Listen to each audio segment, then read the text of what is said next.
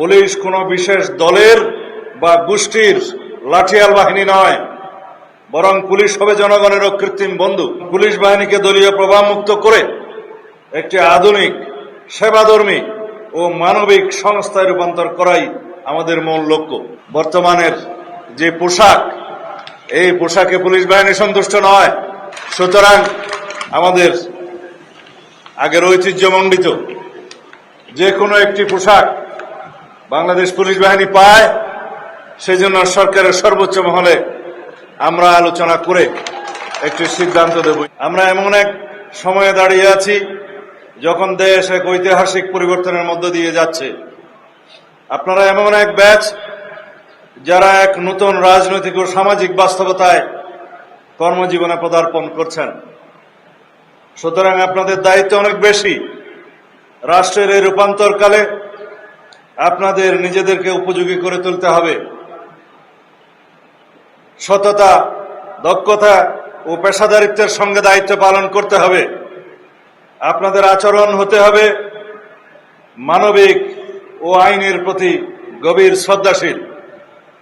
মনে রাখতে হবে, চেইন অব কমান্ড, শৃঙ্খলা, আনুগত্য ও সমন্বিত নেতৃত্বই একটি বাহিনীর শক্তির মূল ভিত্তি। প্রিয় এসপি প্রফেশনালগণ, আপনারা সমাজে ন্যায় বিচার ও আইনের শাসন প্রতিষ্ঠায় এক গুরুত্বপূর্ণ পরিবর্তনের সৈনিক। আপনার আইনের প্রতি অবিচল আস্থা ও দেশের নাগরিকদের প্রতি দায়িত্ব ও জবাবদিহিতাই হবে আপনাদের কর্মের মূল ভিত্তি। মনে রাখবেন, আইনের চোখে সবাই সমান, সেটি হোক কোন রাজনৈতিক কর্মী বা প্রান্তিক কৃষক। বর্তমান সরকারের প্রধান অগ্রাধিকার হচ্ছে আইন শৃঙ্খলা পরিস্থিতি নিয়ন্ত্রণের মাধ্যমে জনমনে স্বস্তি প্রদান করা ও দেশে শান্তি প্রতিষ্ঠা করা।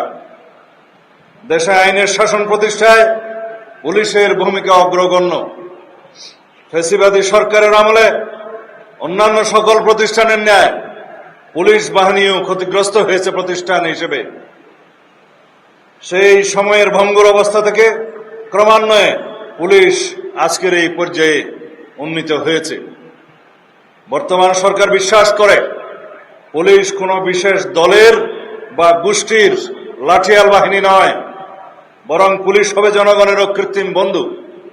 আমাদের নির্বাচনী ইশতেহারে আমরা দ্ব্যর্থহীনভাবে ঘোষণা করেছি, জননিরাপত্তা নিশ্চিত করা এবং পুলিশ বাহিনীকে দলীয় প্রভাবমুক্ত করে একটি আধুনিক, সেবাধর্মী ও মানবিক সংস্থায় রূপান্তর করাই আমাদের মূল লক্ষ্য। সেজন্য পুলিশ বাহিনীর মনোবল পুনঃপ্রতিষ্ঠা সহ একটি দক্ষ ও আধুনিক আইন শৃঙ্খলা রক্ষাকারী বাহিনী হিসেবে গড়ে তুলতে সরকার ইতিমধ্যে জনবল বৃদ্ধি সহ নানাবিধ উদ্যোগ গ্রহণ করেছে। বিএনপির নির্বাচনী ইশতেহারে রাষ্ট্র কাঠামোর গণতান্ত্রিক সংস্কারের যে অঙ্গীকার করা হয়েছে, তার অন্যতম স্তম্ভ হল পুলিশ সংস্কার। আমরা দায়িত্বে আসার পর থেকেই একটি স্বাধীন ও শক্তিশালী পুলিশ সংস্কার কমিশন গঠনের বিষয়ে কাজ করছি। এই কমিশনের উদ্দেশ্য হল পুলিশ বাহিনীকে রাজনৈতিক হস্তক্ষেপ থেকে সম্পূর্ণ মুক্ত রাখা, নিয়োগ, বদলি ও পদোন্নতির ক্ষেত্রে মেধা ও জ্যেষ্ঠতাকে একমাত্র মানদণ্ড হিসেবে প্রতিষ্ঠা করা, ব্রিটিশ আমলের সেকেলে পুলিশ আইন পরিবর্তন করে সময় উপযোগী এবং জনবান্ধব আইন প্রণয়ন করা।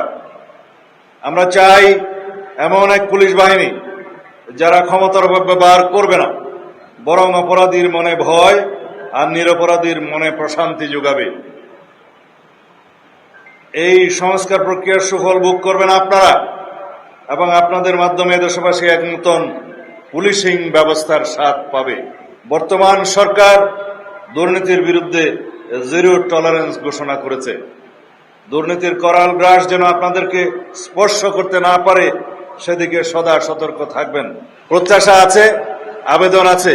বিভিন্ন পর্যায়ে আমি আলাপ করে এবং সর্বস্তরের পুলিশের কর্মকর্তাদের সাথে আলাপ করে যেটা অনুধাবন করেছি, বর্তমানের যে পোশাক, এই পোশাকে পুলিশ বাহিনী সন্তুষ্ট নয়।